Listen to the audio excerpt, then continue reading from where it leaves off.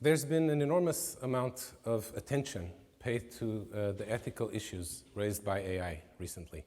And that's good, because AI does indeed raise a host of deep ethical questions. But there's something that's been missing from this debate, I think. And that's the realization that the interaction between AI and ethics, like the interaction between technology and ethics in general, is a two-way street. Pretty much everything that's been produced so far on AI and ethics has been about how to fit AI, you might even say shoehorn AI, into our existing ethical norms. But the truth is that ethical norms are a product of a society, and technology changes society, as a result of which technology changes ethical norms, and we also want to think about that side of things. Think, for example, about the pill. That one invention dramatically changed sexual mores. Or think, for example, of the printing press. Right, the printing press helped bring about the Reformation. And imagine Catholic clergy talking about the printing press back then, right? It's like, well, yeah, that's great, it saves a lot of labor, but let's not let Bibles fall into the hands of lay people. Of course, they did fall into the hands of lay people big time, which led to the Reformation and to societies whose basic moral foundations are Protestant, like America. So I hope we discussing AI today are not like the Catholics discussing the printing press as the Reformation was headed their way. And that was the printing press. Sorry, this way. AI is, by many accounts, not just any technology, but a technology that's going to dramatically change the world. So, for example, if you believe Sundar Pichai, the CEO of Google, AI is more profound than electricity or fire. Well, that may be a gross exaggeration, but nevertheless, it's pretty clear that AI is going to substantially change society, and therefore, that it's also going to change ethics. So what I'd like to do in these minutes is just to spend a little bit of time trying to think about what changes in our ethical norms AI is going to bring about and what we should do about it. Now, this is not easy, of course, because the moral principles that we subscribe to, they shape our worldview to such an extent that it's almost impossible to see outside them. Think, for example, of how incomprehensibly racist and sexist the people of the 19th century seem to us now. And AI in particular is a technology that it's like a canvas onto which we can project whatever our preoccupations are, almost like a Rorschach test. So, for example, Westerners who were raised on the Genesis worry a lot about the creation revolting against the Creator. The Japanese, who are more influenced by the Shinto religion, think of robots as friendly creatures and welcome them as such. Liberals, are very concerned with fairness and see a lot of bias and opportunities for discrimination in AI. Libertarians, on the other hand, they care, above all about freedom, and what they see in AI is the new big brother. AI is, we see AI not as it is, but as we are. And now, it's not that these are not valid concerns, but that they're a small part of the picture and possibly a transitory one. So, if you think about the people of 50 years from now, they'll probably be thinking like, what were those people back then thinking? The same way that we think about those people of the 19th century. So let's just try to spend a little bit of time trying to imagine what our descendants will, think in terms of, what will their society look like in terms of the things that they believe in. And in doing that, we can be inspired by history and economics and sociology, which of course let us, look into the future by knowing something about the past. So here's one very salient issue these days: privacy. Privacy is actually historically a very recent concept. It was something that was only introduced in that form in the late 19th century, and it was mostly promoted by politicians and people in the public sphere that felt they needed protection, for their private lives.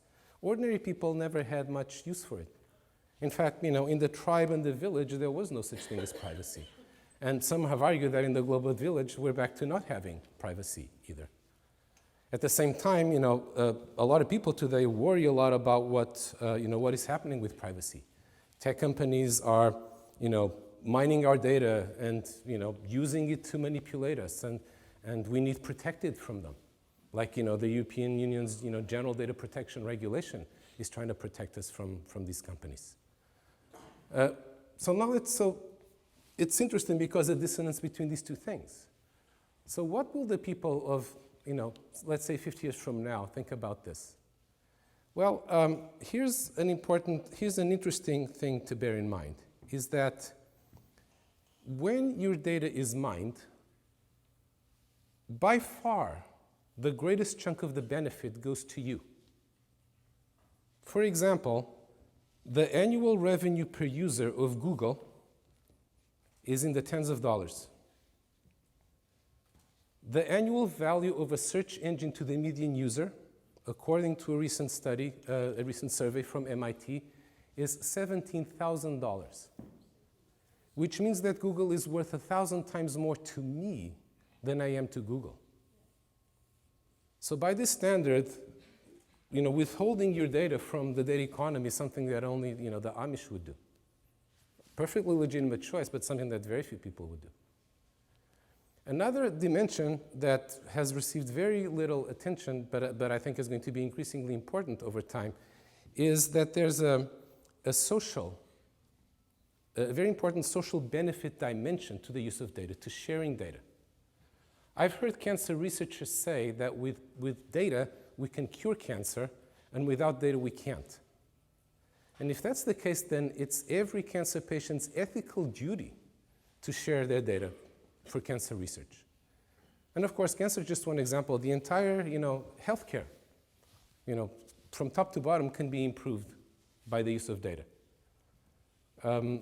Social science can become more of an exact science for the first time, thanks to having data commensurable with the complexity of what it's modeling. Evidence-based policy is better policy. So I think it's quite likely that in the future, someone, in the not too distant future, someone who lives in a data-rich society while withholding their own data will be seen as a freeloader and penalized accordingly.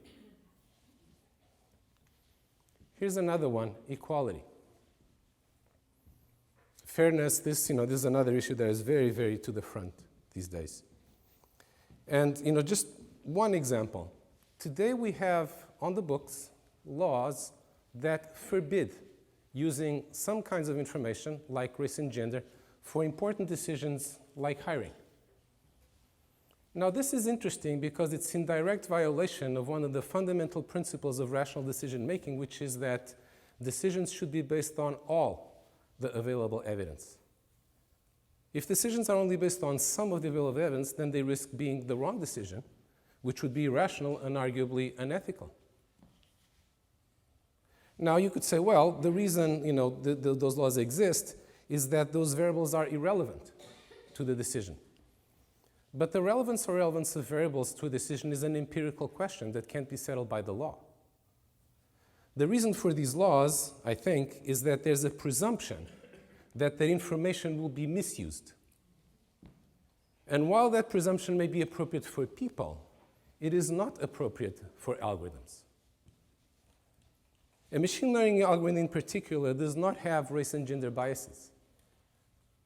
Think about this for a second. Like, does the equation y equals ax plus b have race and gender biases? Of course not. That's absurd. But a machine learning algorithm is just a more sophisticated equation. Data can have biases. Data scientists can have biases. But machine learning algorithms don't. Now, this gets worse when you also forbid the use of variables that are correlated with protected variables. Like, for example, so-called redlining laws that forbid using things like zip code because they're correlated with race. If you take these laws literally, it becomes impossible to do machine learning because everything is correlated with everything else. And the irony is that using these variables, you could actually separate what you're trying to predict, let's say, creditworthiness, from the variables that you want to protect, but you actually prevent it from doing that. However, as automated decision-making becomes commonplace, and people become used to the idea that artificial intelligence and human intelligence are very different things, they will no longer fall into this trap of projecting human attributes onto a machine. And at that point, they will ask themselves the question like, well, why aren't machines allowed to use these variables? And of course, people have very passionate feelings about these things, And some of them will never come around to the idea that all variables should be used. But once they're in the minority, this is a democracy, and the majority will pass laws that say, no, you can't preclude this information from being used. The laws will mandate that all relevant information be used, which, if you think about, will be quite a departure from where we are today. Here's another one, work. People worry a lot that AI will be the end of work. And work gives life meaning, so this will be a terrible thing. Well, I don't think AI is going to be the end of the work in any time in the near future, but in the longer term, it's possible that might happen. So it's worth thinking about what that might look like. Would it be terrible? Well, here's a datum worth bearing in mind. Surveys of work tend to show that people fall into two broad categories: people who don't like their jobs and people who are overworked. You can place yourself in one of these categories, probably the latter for the people in this room. But the point is that people are not that happy in either case, right? On the other hand, when you look at people who don't have to work, like, for example, retirees or the independently wealthy, they actually tend to be pretty happy. And now we can ask ourselves the question, could this happen on the scale of a whole society? I don't see why it couldn't. I can very well imagine a future world in which work is seen as a barbaric relic of the past. Spending your time, earning money instead of actually doing what, you really find meaningful, that was awful. Surely people's notion that work was desirable was only a rationalization, a coping mechanism to delude themselves into, feeling that work was a good thing. Now, of course, I'm glossing over a lot of things. This will not happen overnight. Some jobs will take a lot longer to automate than others. Some of them maybe never. But I think it's possible to imagine a future society in which, instead of the goal being to minimize the unemployment rate, the goal is to minimize the employment rate. And we will worry that we're behind China because we still have more people at work, for example. So here's a whole interesting clutch of issues that arise when machines become autonomous. Should a self-driving car that has lost control of its brakes run over a bunch of children, or should it swerve into a wall and kill the driver? Right? This is actually the AI version of a very old question. There's, in fact, a whole subfield of psychology, tongue-in-cheek, named Trolleyology that deals with this question. What's interesting and different now is that the decision is now being made by a machine, which means that we have to program the decision into the machine, or we have to teach the machine to make this decision. And the problem with this is that we actually now have to face things that we didn't have to face before. Like, for example, the fact that we say we believe in the rules and people should follow the rules, but then in practice we never do. So, for example, the typical experience of someone who gets in a self-driving car is that it's kind of weird for the first 10 minutes, and then it's incredibly boring. Because a self-driving car is the most conservative driver in the world. It follows all the rules like nobody does. And one consequence of that is that human drivers just take advantage of it left and right. So a self-driving car will not work until it also bends the rules like people do. But once we are programming the car to bend the rules, we can't keep pretending that we believe in those rules never being bent. For better or worse, hypocrisy, saying one thing and doing another is one of the foundations of social life. But in a way, what is happening now is that in some ways, at least in some areas, that hypocrisy is becoming unsustainable. And I think it'll be interesting to see what that leads to in terms of, how we interact in society, even irrespective of the machines that, may have helped bring about this change. So here's another one, war. War is hell and should be avoided at all costs. That's what we all believe. But this is actually historically, it's a new attitude to war that, arose in the last 200 years when war, the suffering and the destruction associated with war became unbearable. Before that, war was a normal function of the state or the tribe. In fact, prior to World War I, countries had ministries of war, whose job was to wage war. And then they became ministries of defense because calling them ministries of war was not kosher. Also, the expression war is hell was coined by William Sherman, the Civil War general who, more than anybody else, was responsible for inventing total war. Now, if war is, hell, then its ninth circle is weapons of mass destruction. And there's a movement today to have a new Geneva Convention outlawing intelligent weapons as another category of WMD. Now, this is curious because WMD kill indiscriminately, that's why they're so evil. The whole point of intelligent weapons is that they can be really, accurate and really self-critical about deciding what targets to hit and making sure that they hit them accurately. So far from being indiscriminate killers, intelligent weapons actually save lives. Just ask, for example, the scores of Iraqi civilians who are still alive today because in the Second Iraq War, the US used laser-guided bombs instead of doing the generalized bombing that it did in all previous wars. And another important aspect of this is that every soldier that you replace by a robot on the battlefield is one more human out of harm's way.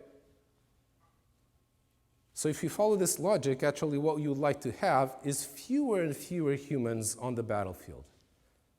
So maybe the next Geneva Convention, what it should ban is not machines in combat, but humans in combat. Democracy and authoritarianism. The contest between democracy and authoritarianism is a very old one. It has become newly sharp today because of what AI does for each. AI can be a great tool for Democrats, but unfortunately, it can also be a great tool for authoritarians. And I think just prejudging that democracy will win, as people did, not even that long ago, is very dangerous. My guess is that in the end, democracy will prevail for the simple reason that in democracy, decisions are made by the many, and in authoritarian regimes, they're made by the few. And decisions made by the few are intrinsically brittle. But for this to happen, for democracy to outlast authoritarianism, in the presence of AI, I think democracy is going to have to evolve dramatically from what it is today. If you think about voting, it's really a very simple mechanism for making decisions. Everybody makes up their mind, they vote, the votes get counted, and whoever wins, is now the representative, and then the representative is in turn, use voting to make decisions. This as a way of incorporating information from the people is really, really limited. It made sense in 1787 when the set of algorithms that we call the Constitution was designed, but it probably doesn't today.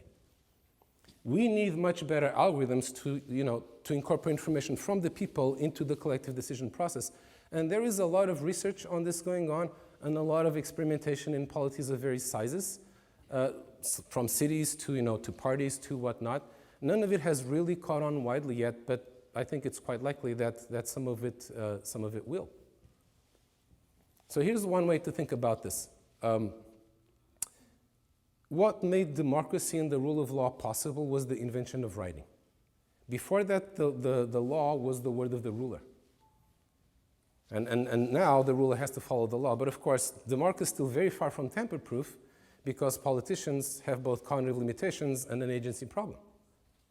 But if we use more algorithms to make decisions, then paradoxically, the people, instead of losing agency, actually gain agency because now we know that the decision being made is actually what the people want it to be. Here's a small interesting one. Social media is probably the most controversial application of AI today. People upload a bunch of content and then an AI assistant decides what to show to whom. There's a lot to be said about this, but let me just focus on one thing. What is this doing to our norms of what is and is not socially acceptable behavior? In every society, there are norms of socially acceptable behavior, but there are also places where you can break those norms. Usually they are private, even secret places. The interesting thing about social media is that it's a public space of misbehavior. And now, the advice of the older generations to the younger ones is keep your shenanigans off of social media. Because one day, your drunken selfies on Instagram or your politically incorrect tweets are going to sink your career. At the same time, what we actually see on the ground is that, bad behavior is becoming normalized. All of those things are normal. So I think you can all imagine a day when, if someone wants to run for president and, and then the opposition and journalists go and dig through their social media, if they don't find any misbehavior, they go like, oh, this is suspicious.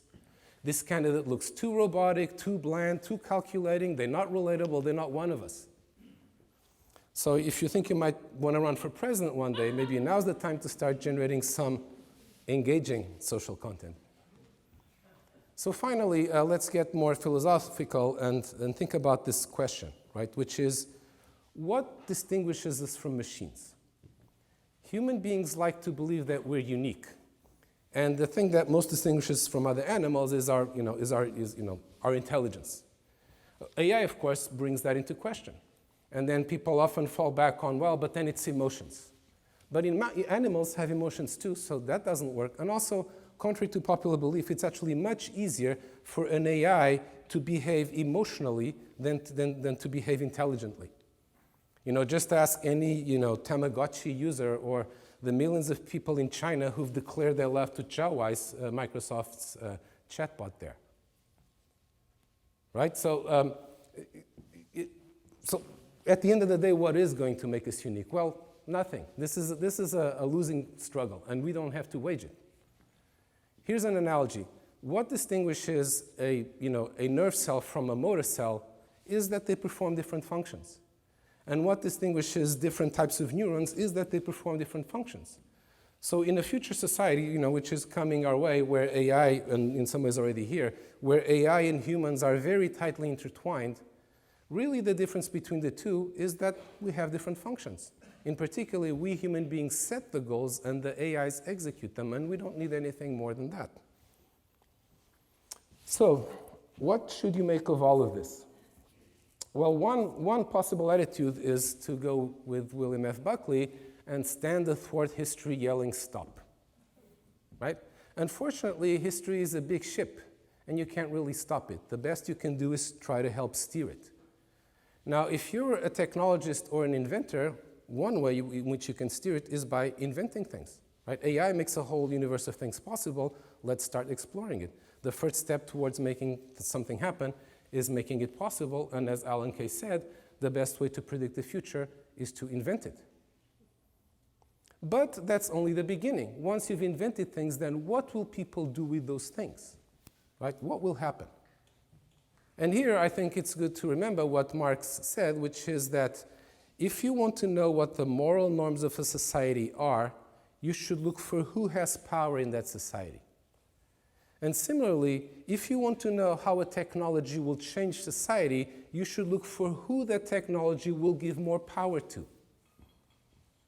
And that's the final question I want to leave you with, which is, who will AI give more power to? Will it give more power to you? If not, then what should you do about it? And if yes, then what should you do with that power? Thank you.